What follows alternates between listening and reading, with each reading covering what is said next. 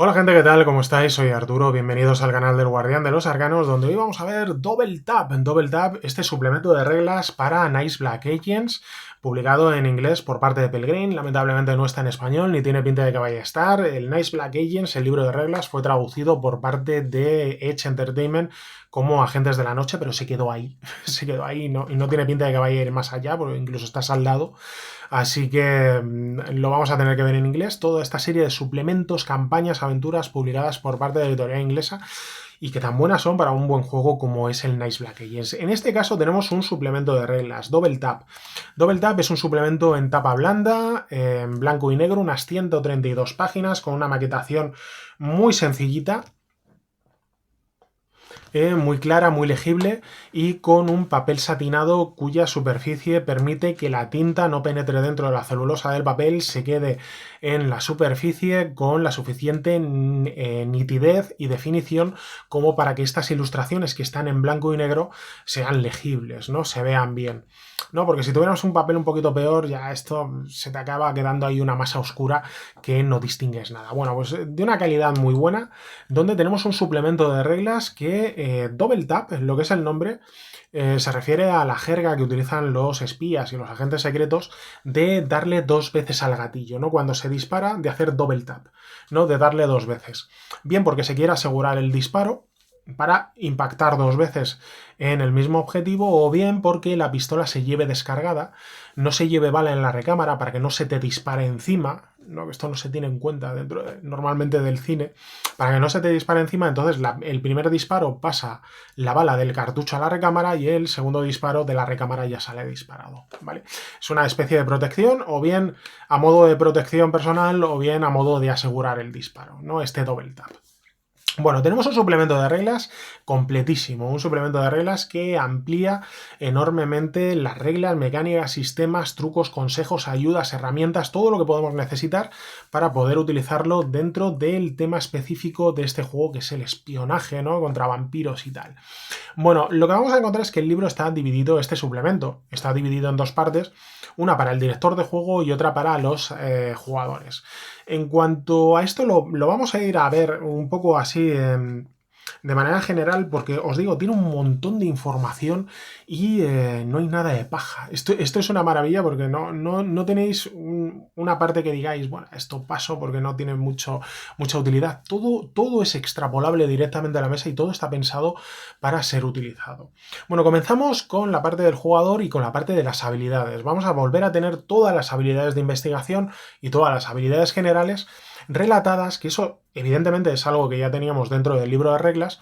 Lo que pasa que aquí las van a ampliar y nos las van a enfocar mucho más a lo que es el tema en particular de espionaje, que es el tropo principal que trata el libro, ¿no? Que trata el juego. Vamos a tener estas habilidades de investigación y habilidades generales donde se nos van a definir, se nos van a enfocar a diferentes aspectos que componen, ¿no?, este tema del espionaje.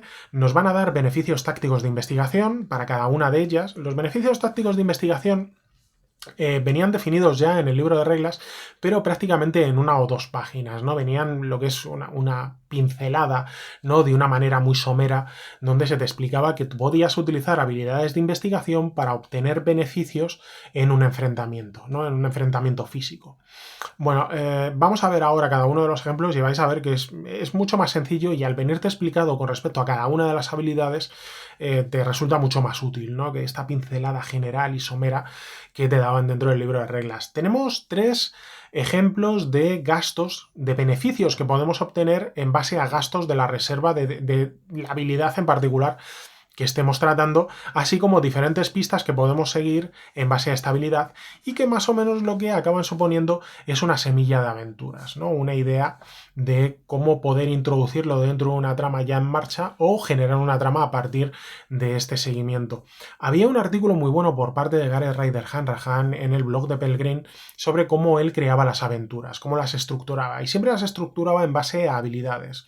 Él cogía las habilidades en las que destacaban sus jugadores, ¿no?, la habilidad que les hacía especiales, en la que mayor valor tenían, y estructuraba la aventura en base a las pistas que se pudieran obtener aparte de esas habilidades. Bueno, aquí es algo similar, nos vienen las pistas que podemos obtener en base al uso de estas habilidades que nos van a servir, como digo, pues como trama para introducirla en una partida ya en marcha o para generar toda una aventura en base a las mismas.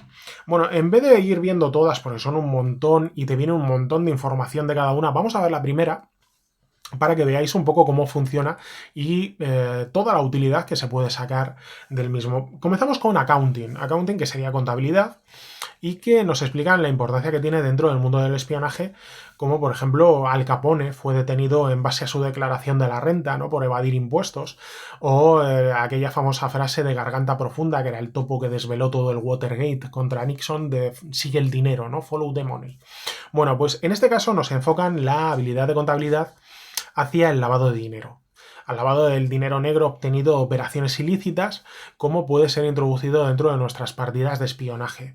Nos hablan de cómo podemos utilizarlo para encontrar los lugares donde se está produciendo este blanqueamiento, de las diferentes capas en las que se estratifican las operaciones, o de cómo luego se integran en negocios legítimos, ¿no? Una vez el dinero blanqueado, cómo se utiliza o hacia quién va, ¿no? Al final, el último receptor, que es el beneficiario. En este caso nos hablan de técnicas adicionales de lavado de dinero, como son los tipos de cambio actuales del mercado negro, los depósitos pitufos, ¿no? El Smartfin Deposits, que se refiere a pitufar depósitos. Esta es una técnica donde lo que te dicen es que, por ejemplo, si tú tienes que mover $1.000.000, pues es una cantidad lo suficientemente alta como para atraer la atención de las autoridades. Pero si tú, sin embargo, esa cantidad la divides en depósitos de $100, no, en este caso serían 10.000 depósitos de $100, pues claro, esos depósitos de $100 por sí mismos no atraen la atención. Te tienes que fijar en el conjunto, ¿no? Pero claro, ya como son pequeños no llaman tanto la atención. Las cuentas más allá del mar, ¿no? Las cuentas extramar, las cuentas en paraísos fiscales, los bancos underground, ¿no?, los bancos ilegales, ¿no?, que se encuentran en el mercado ilegal, los negocios legítimos, otra vez cómo se utilizan negocios legítimos para blanquear dinero, y las compañías tapaderas. Bueno, pues todo esto, cómo integrarlo, se nos dan consejos, ayudas, se nos explica cómo poder utilizarlo dentro de nuestras partidas. Tenemos los beneficios tácticos de investigación. Aquí, por ejemplo, nos ponen como ejemplo que podríamos utilizar la contabilidad en el caso de que nos estemos enfrentando contra una facción rival, contra un grupo. Podemos utilizar la contabilidad para cortarles el suministro de recursos, ¿no? Para cortarles el suministro de dinero y que no puedan obtener, pues por ejemplo, más munición o más armas, lo cual va a derivar mecánicamente dentro del juego cuando nos enfrentemos a ellos vas a tener que bajar su reserva de armas de fuego pues 2 o 3 puntos, ¿no? Porque les has cortado el suministro, no han podido equiparse como hubieran querido equiparse y por lo tanto son más débiles. No, ese son el tipo de beneficios tácticos que se pueden obtener por parte de las habilidades de investigación con respecto a un enfrentamiento. En cuanto a los ejemplos de beneficios que se pueden obtener a través del gasto de las reservas de puntos. Por ejemplo, nos dicen que podemos utilizar estas operaciones de blanqueamiento de dinero para beneficiarnos nosotros, desviar el curso del flujo de dinero, en vez de que les vaya a los malos, bueno, a los otros, ¿no?, que nos venga a nosotros y por lo tanto aumentar nuestro nivel de crédito o de contactos en base a ese dinero que les estamos robando. O también que podemos utilizar estas mismas sistemas o mecanismos de blanqueamiento de dinero, por ejemplo el de la Bratva de la mafia rusa, para beneficiarnos nosotros, ¿no?, para utilizarlo para blanquear nuestro propio dinero, introducir nuestro dinero en esa carretera, ¿no?, o en ese tráfico de dinero, introducir parte de nuestro dinero para que lo blanqueen y así poder seguir financiando las operaciones que llevemos a cabo. O, por ejemplo, como el hecho de que si estamos vigilando a un paciente que se encuentra dentro de un hospital, en vez de tener que entrar dentro del propio hospital, irrumpir dentro del hospital para robar sus ficheros, ¿no?, los documentos donde se marcan cuál es el tipo de tratamiento que está recibiendo tal, que simplemente viendo el recibo de sus facturas ya podemos hacernos una idea de qué se le está tratando o cuál es la enfermedad o el sufrimiento que está padeciendo, ¿no?, a través de la propia contabilidad de los recibos que esté pagando. En cuanto a pistas, por ejemplo, nos ponen ya digo que esto más que nada son como ideas de aventura que te pueden servir a la hora de desarrollar, crear partidas o introducirlas dentro de una trama en marcha. Por ejemplo, te dicen que la iglesia de San Florian está comenzando a recibir una enorme cantidad de donativos anónimos y que sin embargo la fachada, que era lo peor, ¿no? Que se les está cayendo, todavía no se han puesto a repararla, pero que han aumentado mucho la vigilancia en la cripta, ¿no? Eso ya debería llamarnos un poco la atención.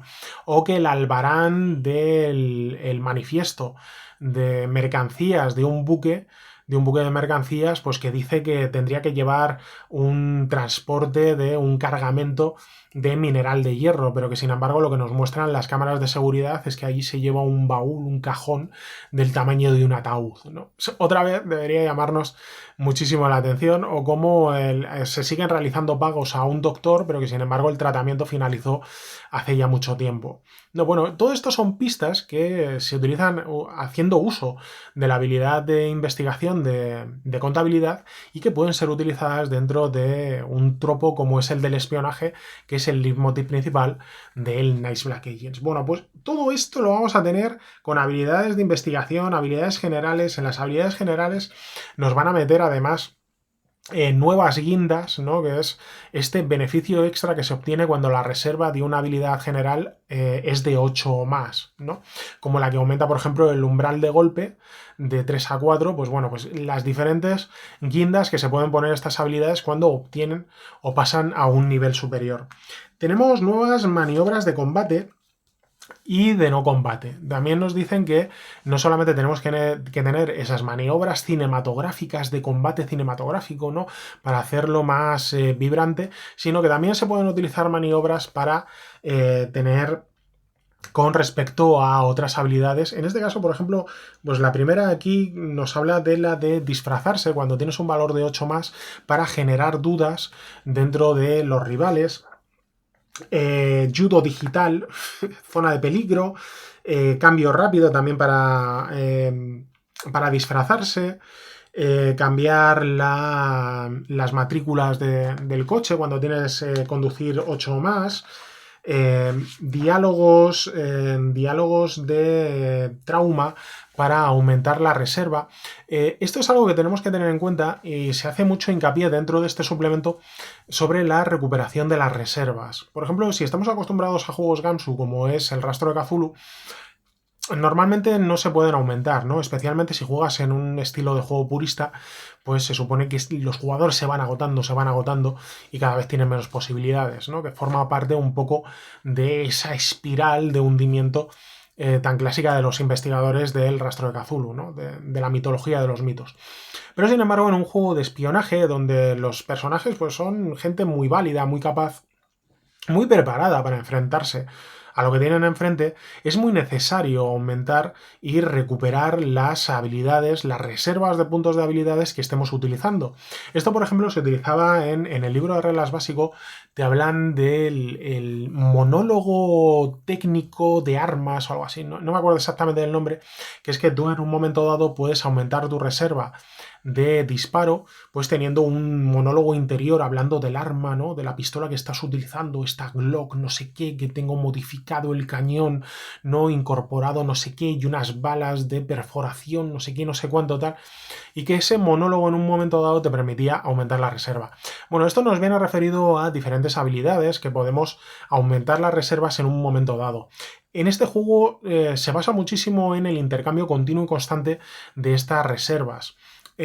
Como digo, en el Rastro de Cthulhu podemos tener reservas muy bajitas, pero aquí podemos tener reservas enormes de 20 o 30 puntos sin ningún tipo de problema, y que aunque parezca que son enormes y que vamos a poder gastar todo lo que queramos, en base a las reglas que se utilizan, estas se van gastando mucho, se van reduciendo enormemente según las estamos utilizando. Si te estás enfrentando a un vampiro, te conviene utilizar todos los puntos que tengas disponibles para hacerle en un solo golpe la mayor cantidad de daño posible. Eso provoca que te vas a quedar sin puntos muy rápido y que estas reservas tengan que ser aumentadas en base a todas estas maniobras de combate o maniobras de no combate, para poder volver a ponerte en el modo pues casi superheroico que estamos acostumbrados a ver dentro de partidas de espionaje y de agentes secretos, ¿no?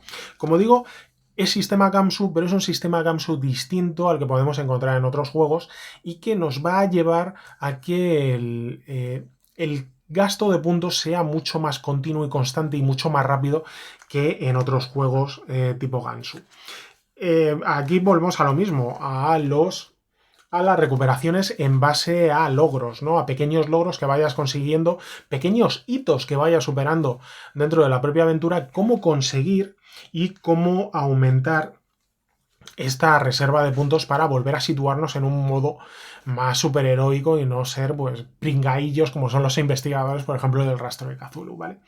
Tenemos lo que son nuevos trucos del oficio, ¿no? El hecho de que se te presentan muchísimas formas de introducir dentro de la partida los diferentes tropos del tema del espionaje, ¿no? Cómo poner micrófonos, cómo poner detectores de movimiento, cómo poder seguir a los diferentes personas a las cuales estemos sometiendo a vigilancia, diferentes trucos que nos van a servir mucho para introducir y lograr una mayor inmersión en la partida. Tenemos esto. Mola mucho y es muy curioso los procedimientos estándar de operaciones. Aquí le llaman las reglas de Cartagena. Las reglas de Cartagena que surge de una partida que tienen los autores del juego, una partida personal que tienen, ¿no? Entre ellos, una partida privada, y que se dio en la ciudad de Cartagena, en Colombia, ¿no? Estaba situada allí. Entonces, esta aventura debe ser que se fue completamente de madre, fue una total locura, ¿no? Donde dicen que incendiaron toda la ciudad, que había helicópteros explotando, bueno, que se fue completamente de madre. Entonces, todo lo que utilizaron dentro de esa partida lo han querido instaurar como reglas o más bien como consejos dentro del propio juego, porque dicen que, o sea, que fue tal genialidad la partida que tenían que introducirla. Entonces, las reglas de Cartagena de lo que te hablan son de este tipo de cosas, ¿no? Como preguntar acerca de las pistas falsas, seguir las pistas claves, que nunca se detenga la partida. Lo que te dicen es que, claro, el sistema Gamsu lo que tiene es que primero tú no puedes fallar, porque si tienes una habilidad en particular siempre vas a obtener la pista clave necesaria y que además si la pista clave está disponible te la tienen que dar, por lo cual nunca te vas a entretener, la partida siempre tiene que seguir adelante y siempre tiene que ir de una manera más rápida. En otros juegos donde existe la posibilidad de fallo en base a una tirada, pues claro, tú siempre vas a tener la incertidumbre de si has obtenido todas las pistas, si no las has obtenido, si tienes que volver a un lugar en particular para volver a revisarlo. Claro, esto no se da en el sistema Gamsu, todo esto se elimina. Tú siempre vas a obtener la pista y siempre te la van a tener que dar si está disponible. Por lo cual, nunca tienes que entretenerte y la partida siempre tiene que seguir avanzando y siempre tiene que ir más rápido. El hecho de que retirarte sea una opción, que hay diferentes tipos de presión, no simplemente la tensión del combate. Llegamos ahora a la parte de equipo. La parte de equipo que nos viene dentro de este suplemento y que nos dicen que, claro, que podemos tener diferentes niveles de tecnología dentro de lo que es el propio juego y que depende un poco de nosotros. Podemos tener el nivel Q, ¿no? Q, que es este agente que provee a James Bond en las películas de esa tecnología súper loquísima, ¿no? De relojes con rayo láser, mochilas jetpack, ¿no? Para poder volar, o la tecnología, por ejemplo, que se utiliza dentro de los cómics de Marvel, de los agentes de S.H.I.E.L.D., que es esta red que se ponen en la cara y que tiene tecnología holográfica que cambia completamente el rostro, ¿no? De la persona, haciéndole infiltrarse dentro de donde quiera y hacerse pasar por quien quiera. Sintetizadores de voces, impresoras 3D, drones, todo este tipo de tecnología actual que se incorpora dentro del propio juego y que te da mayores posibilidades a la hora de utilizarla. Inyectores de óxido nitroso para el coche, cambiadores magnéticos de la placa de matrícula. Tenemos una cosa muy curiosa que son una tabla de armas. de armas de fuego. Dentro de, sabéis que el sistema Gamsu la verdad es que no hace mucha diferencia entre el tipo de arma que se utiliza, simplemente se catalogan. Si no vas con arma, pues el daño es un dado de 6-2, si vas con un arma improvisada, ¿no? De pegar y tal, es un dado de 6-1, si es un arma pequeña es un dado de 6, si es un arma un poco más grande un dado de 6+1, si no un dado de 6+2. Es decir, las estructura en base a un daño que está muy limitado, ¿no? Y que las estructura normalmente por grupo. No hay grandes diferencias entre las armas.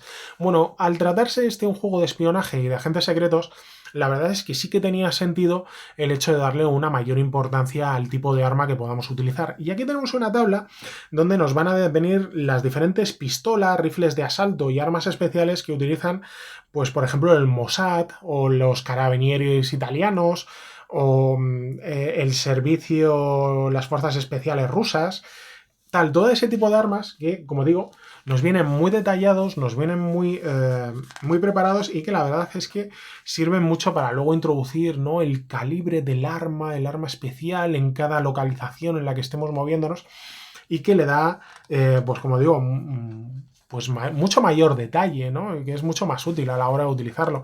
Incluso nos viene la munición que podemos cargar en estas armas. No simplemente cabezas perforantes o munición explosiva, sino incluso nos hablan de, bueno, estáis luchando contra vampiros, podéis emplear en las armas, hacerlas de hueso procedente de santos que van a tener un efecto pues mucho mayor destructor con respecto a este tipo de criaturas, ¿no?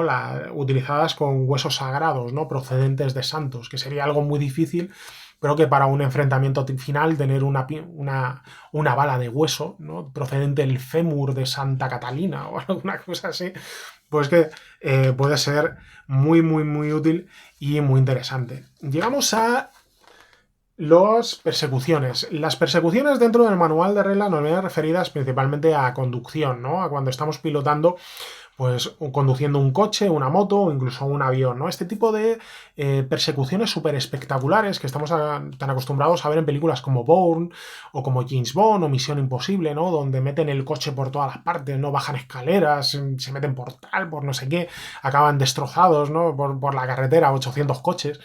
Hay un siniestro total, ¿no?, por allí.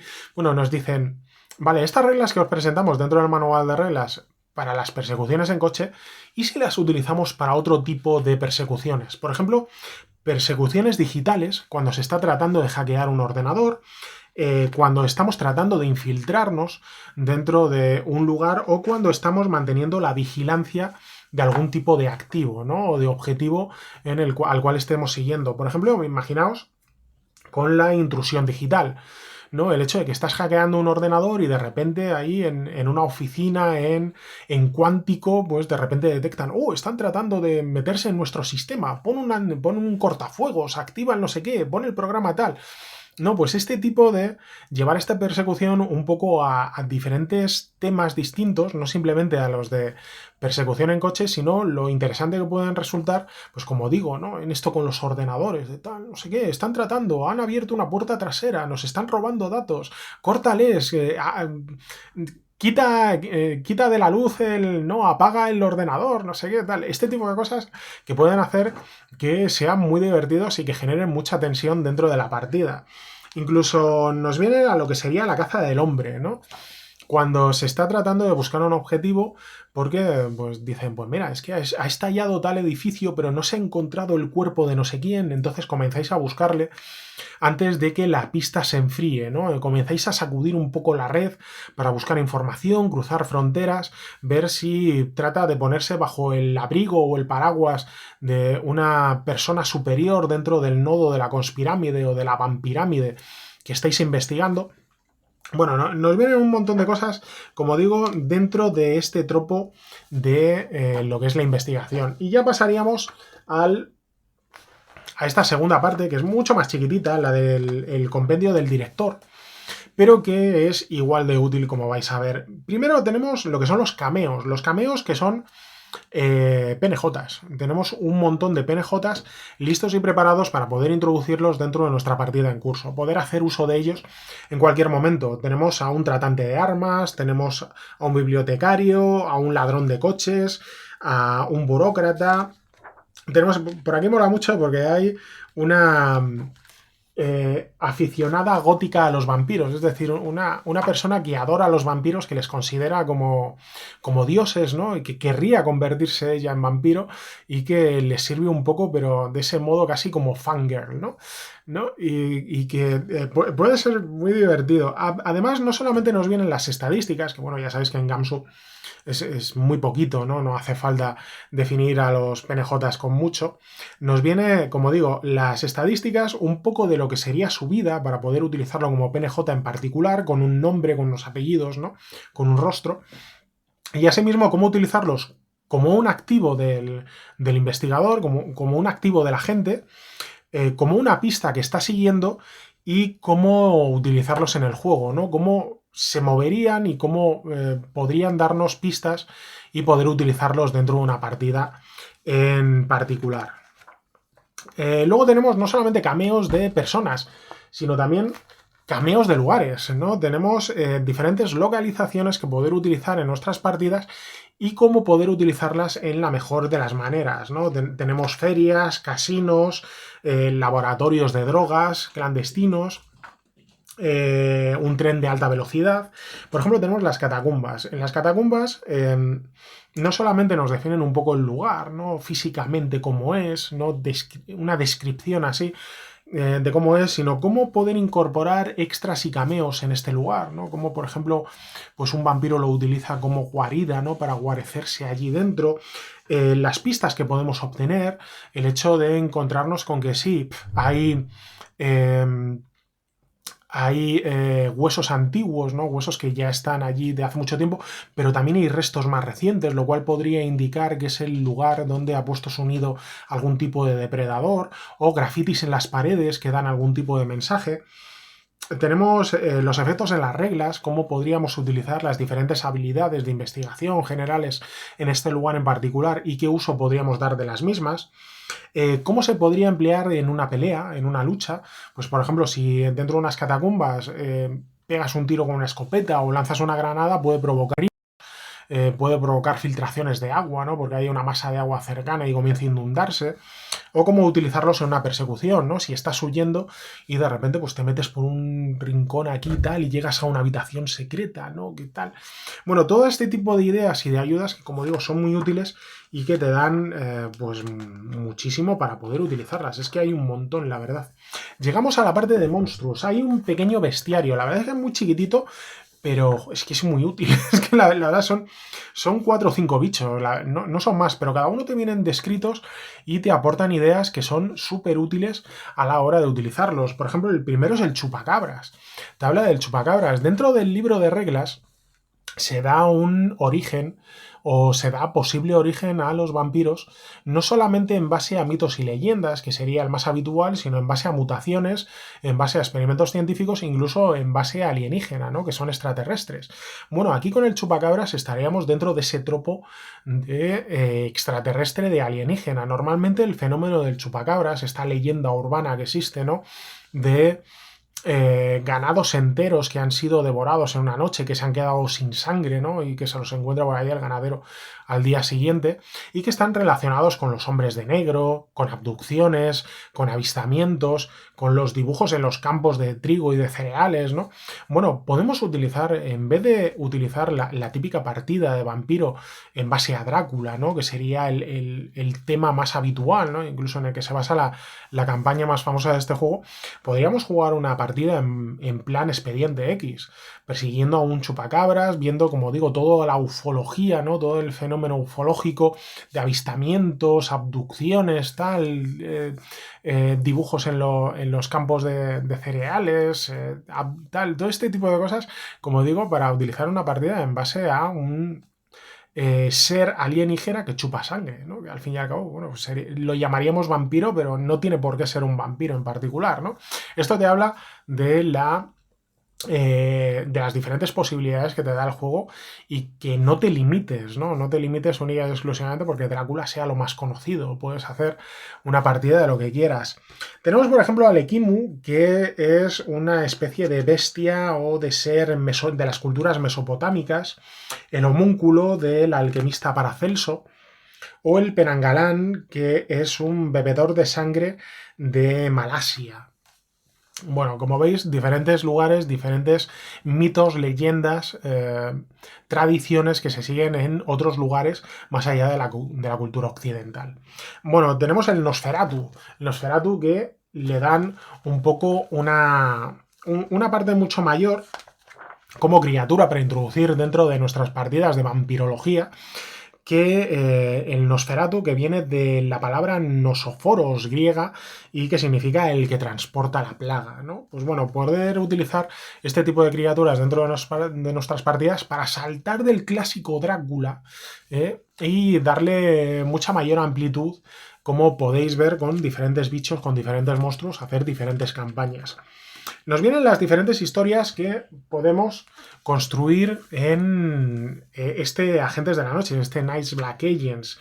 Cómo hay que romper, estresar a los personajes, cómo hay que utilizar las diferentes facciones. Y esto es muy divertido porque aquí la tenéis, esta pirámide.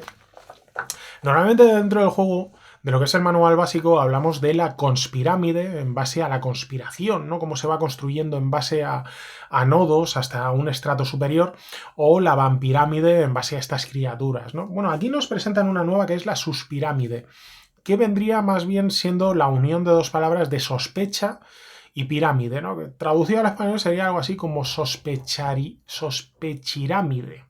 Algo parecido, ¿vale? Que es el hecho de cómo destruir una facción desde dentro en base a las sospechas que se pueden generar entre los diferentes actores que la componen.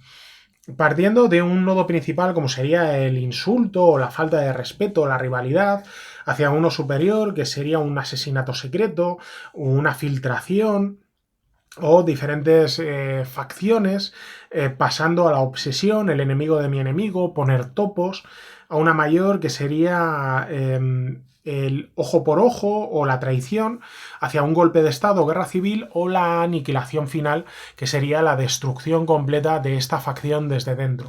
Bueno, podemos ir haciendo uso de este tipo de cronología destructiva dentro de una propia facción, a la par que se van dando las demás conspirámides y vampirámides en las cuales estemos envueltos. Por lo cual, introduce una nueva tercera capa de trama dentro de la propia historia principal. Nos habla también de héroes solitarios, el hecho de si quieres jugar partidas con un solo jugador, lo cual ya no tiene mucho sentido porque después de este suplemento fue publicado el Night's Black Agent Solo Ops, que os dejo la reseña por aquí, y que utiliza el sistema Gansu One-to-One y que directamente invalida, ¿no?, lo poquito que te viene aquí. Y por último nos habla de cómo utilizar el Night's Black Agent en otras diferentes épocas, ¿no? El Night's Black Agent está situado en la época actual, con toda la tecnología actual, ¿no? Y con toda la temática actual, pero nos dicen también cómo podemos utilizarlo en la época victoriana, en la Segunda Guerra Mundial y en la Guerra Fría.